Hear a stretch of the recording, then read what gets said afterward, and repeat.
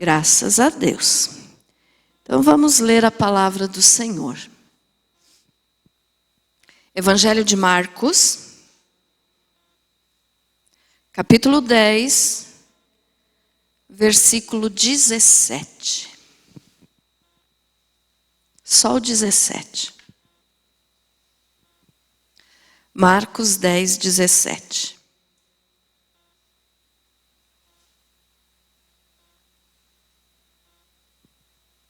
Diz assim: E pondo-se Jesus a caminho, correu um homem ao seu encontro, e ajoelhando-se perguntou-lhe: Bom mestre, que farei para herdar a vida eterna? Jesus, que esta palavra seja para a tua glória. Pode se assentar, meus amados. Graças a Deus. Eu li esse versículo, irmãos, mas eu não vou pregar sobre o jovem rico. Eu quero usar apenas a pergunta que ele fez para Jesus. Então ele perguntou para o Senhor, né? Que farei para herdar a vida eterna? E essa pergunta muitos fazem. Muitos hoje, né, nos nossos dias, fazem essa pergunta. O que eu tenho que fazer para ser salvo? E o que eu vou pregar hoje, irmãos, eu já preguei outras vezes, várias vezes. Só que essa é uma pregação que tem que ser pregada de vez em quando na igreja. Por quê? Porque, às vezes, quem ouviu a última vez que foi pregado, já esqueceu, ou quem está no culto hoje, nunca ouviu. Então, a gente tem que sempre voltar a falar desse assunto, porque é para isso que Jesus veio, né? Então, veja só, eu usando essa pergunta aqui, que o jovem rico, aquele jovem que Jesus mandou ele vender tudo, dar para os pobres, e ele saiu triste. Esse jovem fez essa pergunta. E muitas pessoas no mundo fazem ainda essa pergunta. E se você, por algum motivo, ainda não tem certeza da tua salvação, mas eu acredito que os que estão aqui, todos têm. Mas se tem alguém que ainda não tem certeza da sua salvação, de repente você pode pensar, o que é que eu tenho que fazer para ser salvo? Então vamos entender um pouquinho melhor hoje, aqueles que já ouviram, vão lembrar. E também eu quis pregar hoje sobre esse assunto, porque mesmo que você já tenha ouvido e já saiba de cor essa pregação, você pode depois enviar para a tua família que ainda não conhece a palavra, né? Então depois você envia para um amigo, para um conhecido, para a família, para que eles entendam como fazer para ser salvo. Amém? Então vamos lá. Para nós respondermos essa pergunta que o jovem rico fez e que fazemos muitas vezes hoje, o que farei para ser salvo ou para herdar a vida eterna? Nós lemos a pergunta dele aqui no Novo Testamento, no Evangelho de Marcos, que foi o primeiro evangelho a ser escrito, né? Aqui no Novo Testamento está, o primeiro é Mateus, mas não foi Mateus o que foi escrito primeiro, foi Marcos. Então essa pergunta que está aqui no Novo, para respondermos, nós temos que voltar lá no Velho Testamento, no livro de Gênesis. E por isso então que eu falo que você já ouviu muito, mas tem gente que ainda não ouviu.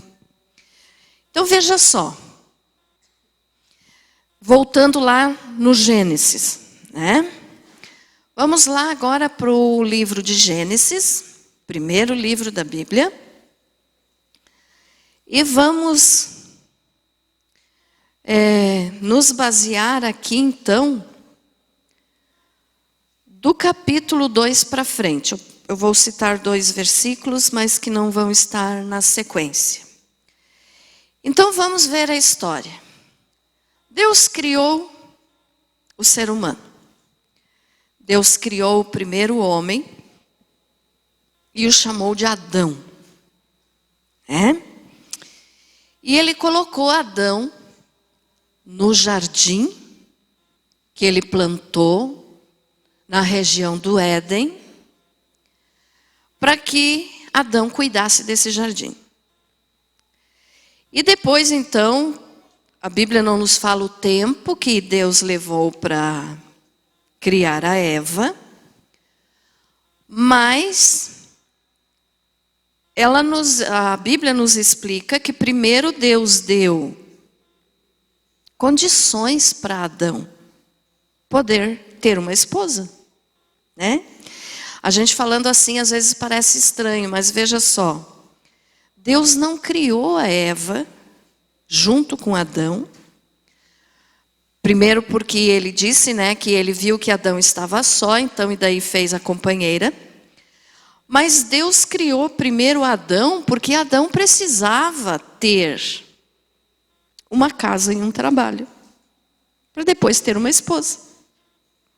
Vocês concordam comigo? Então Deus criou Adão, levou um tempo, que a Bíblia não nos informa quanto foi, e depois entregou a Eva para o Adão. E fez esse casamento. O próprio Deus fez esse casamento. E os dois então ficaram lá no jardim, lindo, maravilhoso, não tinha nada de feio, não tinha nada que machucasse, não tinha espinho.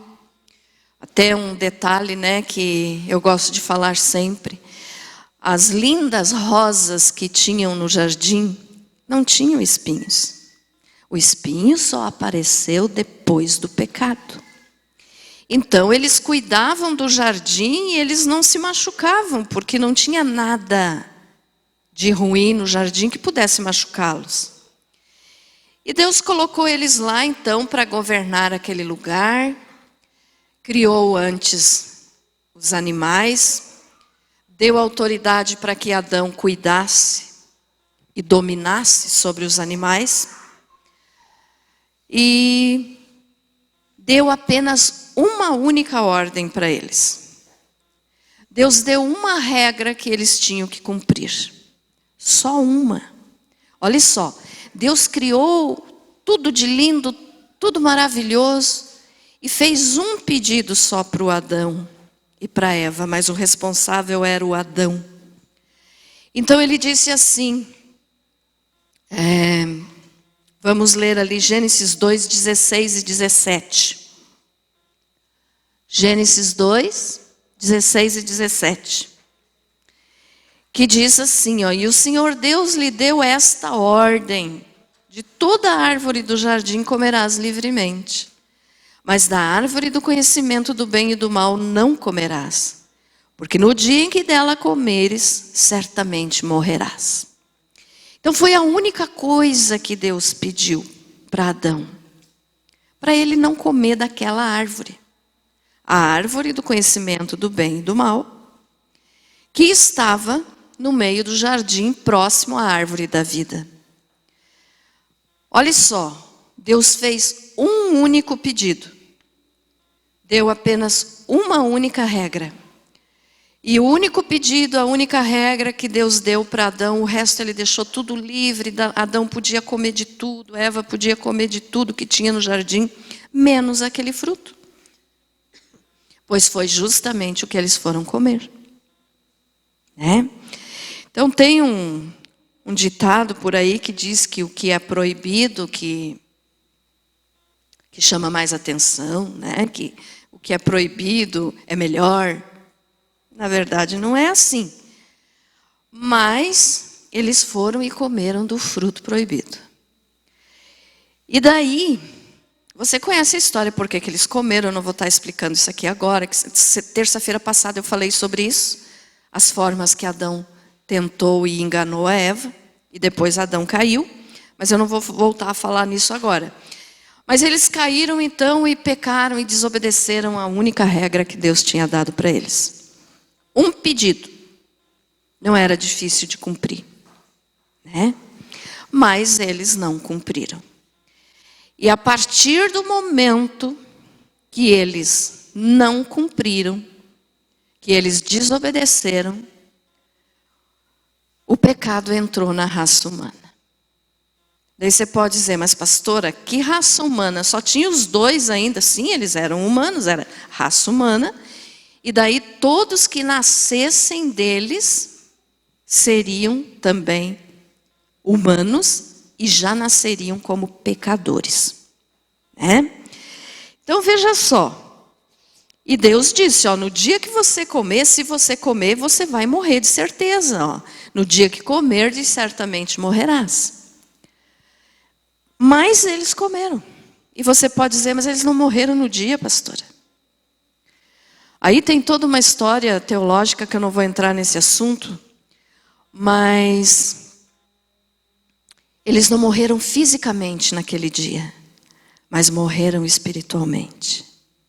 Então a morte entrou na raça humana, naquele dia, naquele ato que eles cometeram, naquele fruto que eles comeram, então, eles desobedeceram. E a partir daquele momento que eles comeram, então veja só, foi um pecado. Não precisou que Adão e Eva pecassem 3, 4, 5, 100 vezes. Não, um pecado. E o que é que aconteceu? A morte entrou neles, contaminou o sangue deles com o pecado e contaminou todos os que nasceriam dele. Por isso que hoje, toda criancinha que nasce, já nasce um pecador. E às vezes as pessoas olham, né, para os bebezinhos e diz, mas como que pode? Não pecou ainda, como que já é um pecador? Porque é descendente de Adão. A criança novinha ali, o bebezinho, quando nasce, até a idade da consciência, realmente ainda não pecou, enquanto está na fase da inocência. Mas já nasceu pecador. Então ela só ainda não praticou, mas é um pecador. Porque a Bíblia nos diz em Romanos 6, 23, que todos pecaram e destituídos estão da glória de Deus. Então toda a raça humana já nasce nesse estado de pecado. Todos são pecadores. O único que nunca pecou foi Jesus. Então todos nós somos pecadores. E no momento então, eu quero que você entenda bem isso, para daí quando alguém te perguntar, você responder pelo que está dentro da Bíblia. Então olha só, no momento que eles pecaram, antes de eles pecarem, eles tinham uma comunhão tão grande com Deus, eles tinham intimidade com Deus, eles conversavam com Deus todas as tardes, quando estava anoitecendo, Deus vinha conversar com eles, eles viam Deus, eles tinham intimidade com Deus. Mas no momento que eles pecaram, aquela intimidade foi substituída por um afastamento tão grande, um abismo tão grande, que o homem perdeu a comunhão com Deus. Foi expulso do jardim do Éden, perdeu a comunhão com Deus, estava agora numa situação de pecado, e Deus os expulsou do jardim. Ah, mas Deus podia ter perdoado e deixado eles no jardim? Não. Deus fez isso por amor a eles. Porque se Deus tivesse deixado eles no jardim, eles acabariam comendo do outro fruto, que era da árvore da vida, e viveriam então eternamente em pecado. Então Deus fez isso por amor a eles e a nós. Porque se eles no estado de pecado que estavam, tivessem comido do fruto da vida, da árvore da vida, não teria salvação para a raça humana. Porque daí eles estariam vivendo eternamente, mas olha esse detalhe aqui. Esse viver eternamente significava que eles não iriam morrer, mas estariam constantemente no pecado. Então não haveria salvação. Então Deus expulsou eles para que eles não comessem do fruto da árvore da vida e tivessem a oportunidade de salvação. Deus fez isso por amor. Viu como Deus é maravilhoso? Deus ama a todos nós. Ele nos amou mesmo antes de nós existirmos. Lá no pecado de Adão, ele já providenciou salvação para eles naquela época, para todos que viveram antes de nós e para nós hoje. Por quê? Porque Deus é amor. Deus não tem amor, Ele é amor. Amém? Então, Deus os expulsou do jardim. E no momento, então, que eles pecaram, houve uma separação muito grande. Agora eles não iriam mais ver Deus face a face, todas as tardinhas. Aquele vazio fez com que eles se sentissem longe de Deus, se sentiram envergonhados, se sentiram com medo.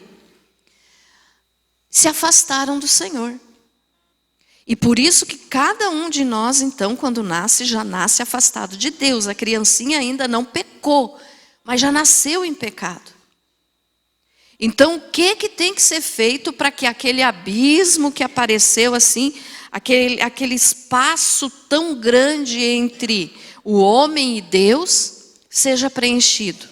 Porque olha só, não foi Deus que se afastou do homem, foi o homem que se afastou de Deus. Então, esse espaço grande, que era resultado do pecado, continua até hoje naquelas pessoas que ainda não aceitaram Jesus. Ainda continua. A pessoa ainda está afastada de Deus, então está morta espiritualmente. Existem 3 tipos de morte. A morte física, que é quando o nosso corpo, nós paramos de respirar e o nosso corpo vai para a sepultura. Existe a morte espiritual, que a pessoa está caminhando, está viva, está comendo, está trabalhando, mas está afastada de Deus, então é a morte espiritual. E tem a morte eterna, que se a pessoa morrer sem Jesus, então daí é condenado ao inferno e não tem mais salvação. Mas então, esse espaço grande tinha que ser preenchido.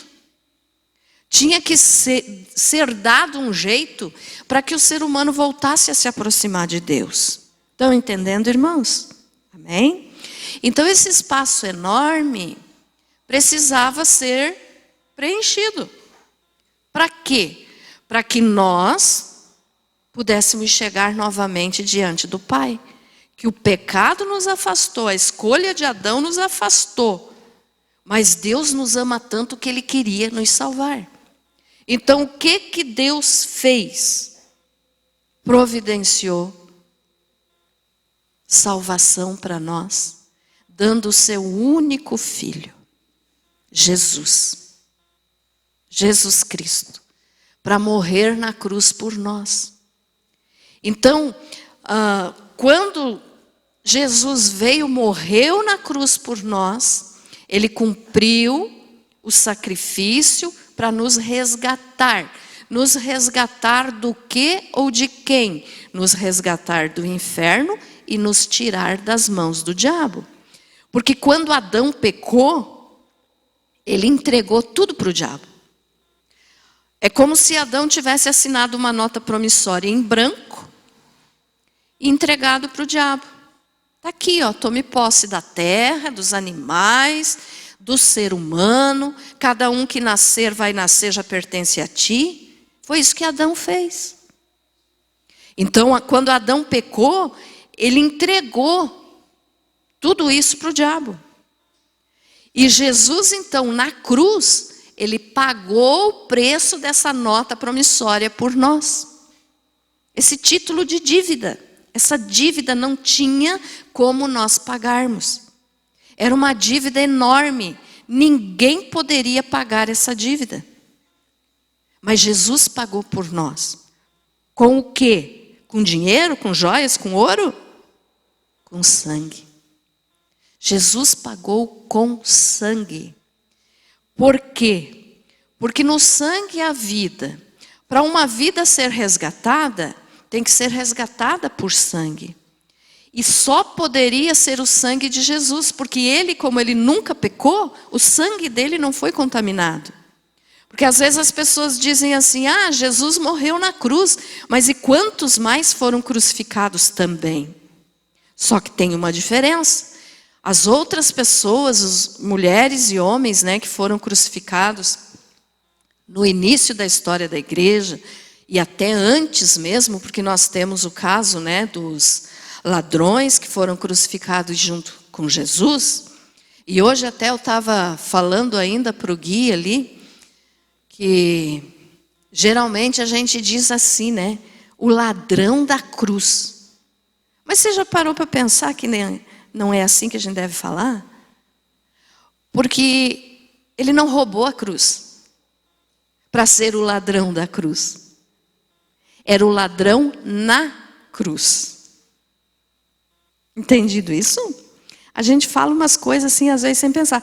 Então, não é o ladrão da cruz, ele não roubou a cruz.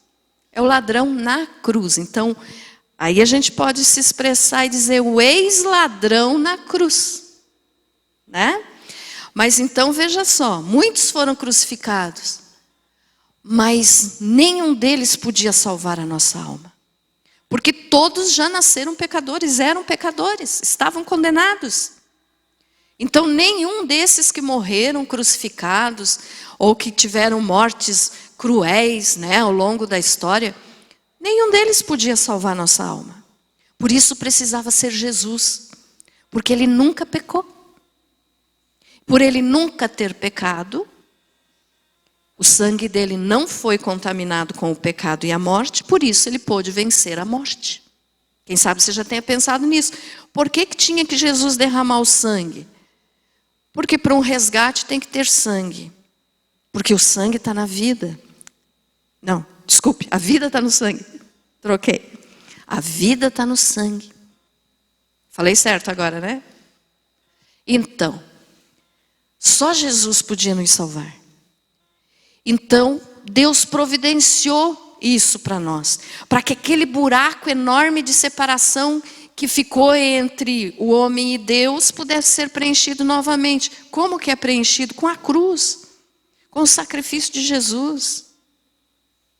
Porque o sacrifício de Jesus nos aproxima novamente do Pai. Então, aquela pessoa que aceita o sacrifício de Jesus e que se converte, recebe o Senhor como Senhor e Salvador, esse espaço some. Porque daí ele aceitou a salvação. Ele aceitou. Ele aceitando a salvação, aquele espaço desaparece.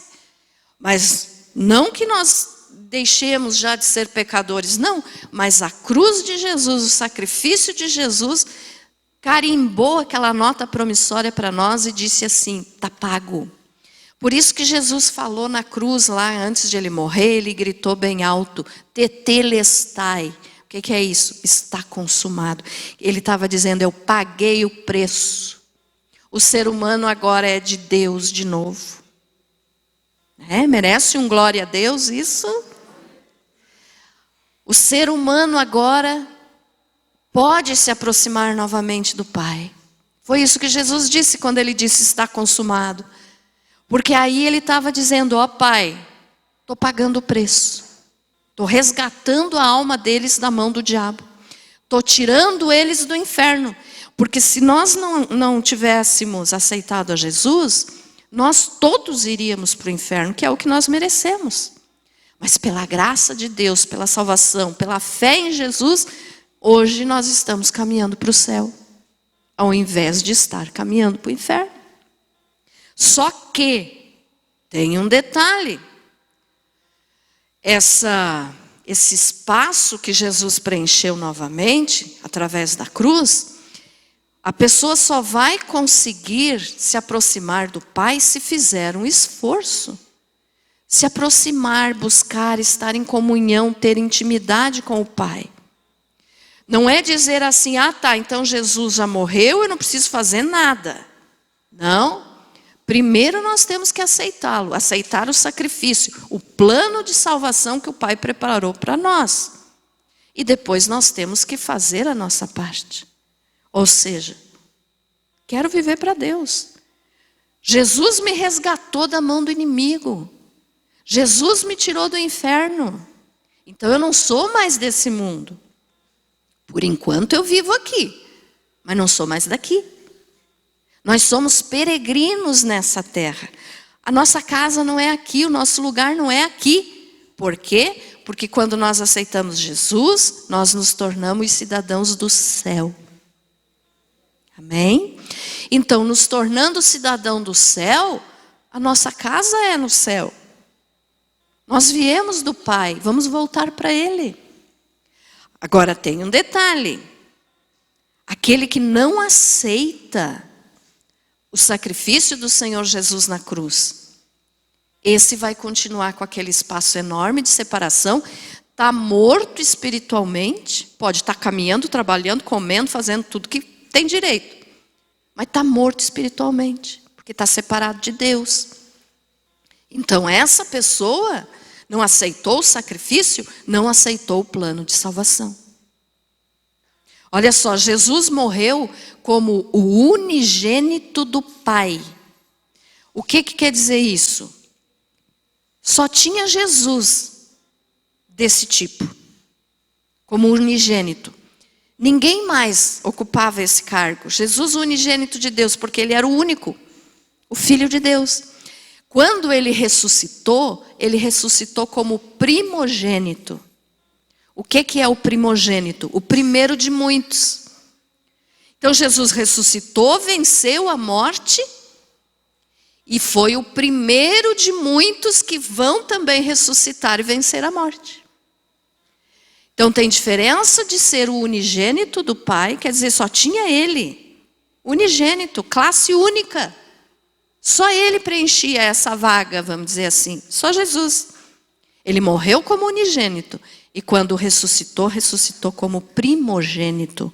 O primeiro de todos os que vão vencer a morte. Jesus já venceu. Nós ainda vamos vencer, mas pela fé em espírito nós já vencemos. Amém? Porque ele já venceu por nós. Então veja só. As pessoas dizem assim, tá, mas eu sou uma pessoa boa. Eu não faço mal para ninguém. Será que eu não vou ter um lugarzinho no céu? Não, irmãos. Se não for pelo plano de salvação de Deus, o Pai, ninguém vai ser salvo. E o plano é Jesus. Então só Jesus pode salvar. Não existe outro caminho, não existe outro jeito de ser salvo. Mas eu sou tão bonzinho. Pode continuar sendo bonzinho. Que bom que é bonzinho. Mas não vai ser salvo pelas obras. Por quê? Porque diante do padrão de santidade de Deus, o nosso padrão não é nada. Entre nós aqui, entre a nossa vida aqui, o nosso padrão de justiça, de santidade, um pode ser maior que o outro. Porque tem a pessoa que é boa, tem um outro que é muito ruim. Então, olhando para o ser humano, o padrão pode modificar. Mas quando nós nos comparamos com o padrão de santidade de Deus, coitado de nós. Deus é santo, santo, santo. 3 vezes santo. Amém? Então a nossa ideia de ser bonzinho para ser salvo não funciona. Porque mesmo sendo bonzinho para ser salvo, nós não vamos ser salvos pelas obras. E mesmo sendo bonzinho, a nossa bondade não chega nem perto da bondade e do padrão que Deus exige de santidade. Ficou entendido isso? Amém? Então não adianta a pessoa dizer assim, eu sou bonzinho, eu vou ter um lugar no céu. Não resolve. Só vai ser salvo quem aceitar o plano de salvação que Deus enviou depois que Adão pecou, que é Jesus Cristo. O Filho de Deus, o Cordeiro de Deus que tira o pecado do mundo. Amém? Então, quando os pregadores, né, quando a gente fala, quando você fala para alguém, ó, você já aceitou Jesus? Você quer aceitar Jesus? Às vezes as pessoas nos criticam tanto, né? E dizem assim, eu tenho Jesus desde que eu nasci. Não é assim que funciona. Não é assim. Para aceitar Jesus, você tem que aceitar o plano de salvação, e isso com oração e pedido. Como assim? Você tem que chegar diante do Pai, você tem que chegar diante de Deus e dizer, eu aceito o sacrifício que Jesus fez por mim. É a tua escolha. Aí você faz a tua oração, Senhor Jesus, entra na minha vida, muda a minha vida, me salva, Jesus. Isso, a oração vai de pessoa para pessoa, conforme o que ela fala com Deus, né? Para a pessoa aceitar Jesus, não tem que levantar a mão, vir na frente no culto. Isso não faz parte do plano de salvação. As igrejas fazem isso para ter um controle de quem já aceitou Jesus ou não, quem que vai querer se batizar ou não. Mas para aceitar Jesus, você pode estar caminhando na rua, você pode estar na tua casa, você pode estar no teu trabalho.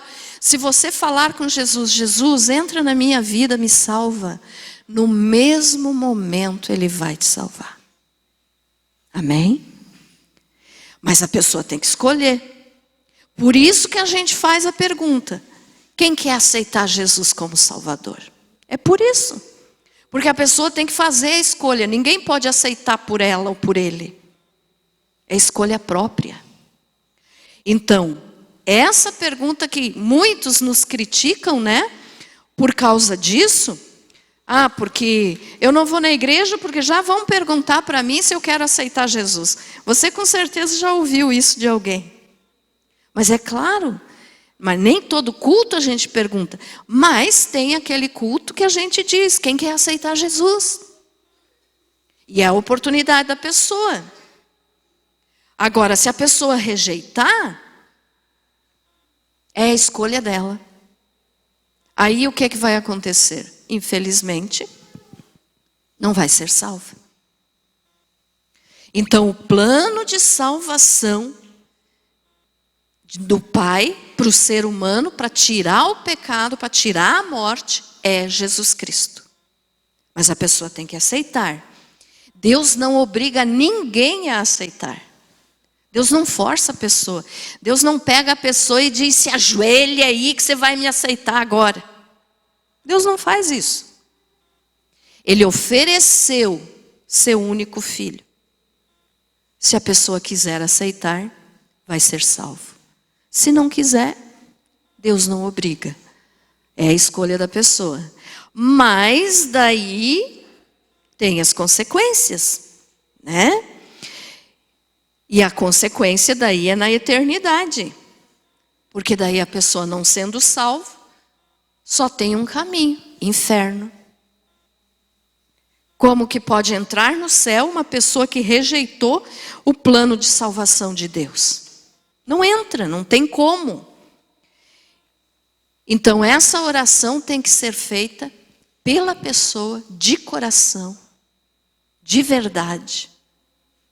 Não é porque a pessoa está num culto e o outro que está pregando faz o convite e aí se sente obrigado a vir à frente, aceitar, mas não foi de coração, não resolve nada.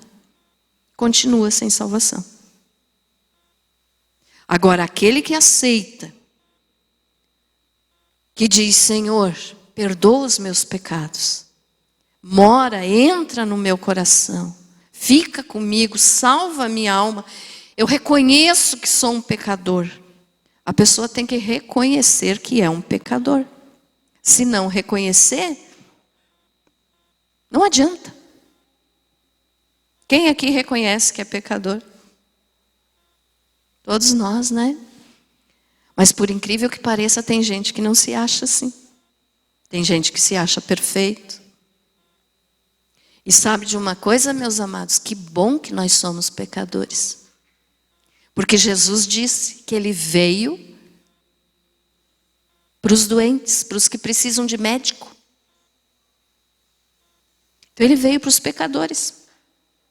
Aquele que é santo, que se acha, né, que na realidade não é, mas aquele que é santo, que se acha o gostosão, que pode tudo, Jesus não veio para esse. Porque Jesus veio para os pecadores. Então, graças a Deus que eu sou uma pecadora. E graças a Deus que você é um pecador também. Porque aí Jesus veio para nós. Porque senão Ele não tinha vindo para nós. Ah, pastora, mas vai dar graças a Deus porque é pecador? Claro. Porque senão Jesus não teria nos salvado. Jesus veio para quem precisava de salvação. Eu preciso de salvação. E creio que você também diz que precisa de salvação. Então Jesus veio para nós, graças a Deus por isso. Né? Mas se a pessoa não se converter de verdade, irmãos, conversão é mudar de caminho, é deixar de fazer as coisas erradas que nós fazíamos antes de conhecer o Senhor. Abandonar. Ah, pastora, mas eu voltei a pecar, eu fiz isso, eu fiz aquilo. Confessa, meu irmão. Pede perdão em nome de Jesus e o Pai te perdoa na mesma hora. Então basta isso.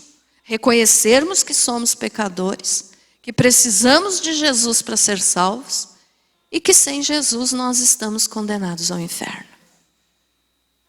Ficou entendido, meus amados? Ficou entendido por que que essa pergunta tem que ser respondida? Ah, por que que eu tenho que aceitar Jesus? Tem gente que não entende. Tem gente que não entende por que para que Jesus veio, do que Jesus nos salvou. E você pode responder assim para a pessoa: do inferno. Porque nós iríamos para o inferno. Então, Jesus veio para nos salvar do inferno. Porque Ele criou o inferno, Ele sabe como que o inferno é terrível. Aí você pode dizer, mas se o inferno é tão terrível, por que que Jesus criou? Porque Ele criou para o diabo e os demônios, Ele não criou para o ser humano. Mas o ser humano que rejeita o plano de salvação de Deus, vai para o inferno junto com o diabo e os demônios. Então essa é a questão. E nós precisamos viver para Jesus. Pastora, mas eu não tenho conseguido. Ore, meu amado. Busque, eu tenho falado bastante para vocês. Leia mais a Bíblia. Ore mais, venha mais nos cultos. Não falte na igreja. A igreja não vai te salvar, mas é na igreja que a gente ouve a palavra, ouve a correção do Pai. Tem gente que não gosta de ser corrigido. Aí eu gosto de dar aquele exemplo. Então não é ovelha, é bode.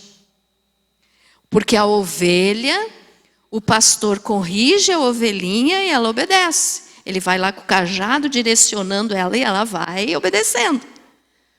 Mas o bode não gosta de ser corrigido. O que o bode faz quando o pastor dá de repente uma varada na bundinha dele lá para ele caminhar, fazer o caminho certo? Ele dá chifrada, né? Nós somos ovelhas. Nós não podemos ser bode. Então nós temos que estar na igreja para sermos orientados e corrigidos pela palavra do Pai. Quando você se afasta da igreja, como que você vai ouvir a palavra? Ah, pastor, eu escuto na internet. Não, pera lá. Você visita o teu pai e a tua mãe pela internet, você pode até chamar, fazer uma chamada de vídeo, conversar com eles, mas não é a mesma coisa, você não pode abraçar. Você não pode sentir eles pertinho de você. Então não adianta você ficar. Eu aconselho, assista bons pregadores. Bons pregadores. Não assista qualquer um, essas bobagemzinhas de pregador coach por aí, que vive falando de você pode tudo, de sonho, de isso, daquilo. Cuidado com essas pessoas assim. Assista boas mensagens, bons pastores, já recomendei alguns aqui. Mas a proximidade do Pai é quando você vem para a casa do Pai. Não é? Você não pode visitar teu pai e tua mãe através da internet. Você pode falar com eles. Então você fala com o Pai na tua casa, onde você estiver, você pode falar com Deus. Mas nós temos que estar na casa do Pai. Porque é na casa do Pai que Ele nos corrige, que Ele nos orienta, e que Ele dá às vezes aquela varadinha na bunda, na rosca do ouvido, para nos corrigir dos nossos erros. E se nós formos ovelhas, nós vamos aceitar. Se nós formos bode, nós vamos sair dizendo, nunca mais venho nessa igreja. A escolha é tua. O próprio Deus não obriga ninguém. Né? Então vamos ter cuidado. Então, quando alguém disser para você, o que eu preciso fazer para ser salvo? Conte essa história para eles. De repente você não lembra de tudo que eu falei aqui. Mas você vai dizer, quando Adão pecou, o pecado entrou na raça humana e nós somos descendentes dele, então nós herdamos o pecado dele. E aí você vai dizer, e Deus providenciou salvação mandando Jesus. Então por isso tem que aceitar Jesus. E dizer que tem Jesus desde criança não funciona, porque não é assim. Essa resposta eu já ouvi muitas vezes, tem Jesus desde criança. Bobagem. Mentira do diabo. Você tem que fazer a tua decisão quando você já tem entendimento das coisas. Então, se você já é um adulto, ou se você ainda é uma criança, um jovem, mas você já tem entendimento das coisas, aí você pode fazer a tua escolha. Amém? Ficou entendido então, irmãos? O que posso fazer para herdar a vida eterna? Foi o que o jovem rico perguntou para Jesus. E o que muitos hoje não têm resposta. Mas a resposta é clara na Bíblia. Aceite Jesus e você vai ser salvo. Amém? E com a nossa decisão vêm as nossas responsabilidades. Servir a Deus de coração, mudar de vida, procurar fazer tudo direitinho. De vez em quando pode cair, mas não porque você quis. Quando você viu, você já caiu. Corre para Jesus, dobra teu joelho, pede perdão. Porque ninguém é melhor que você, todos nós somos pecadores. Amém? Você foi abençoado com essa palavra?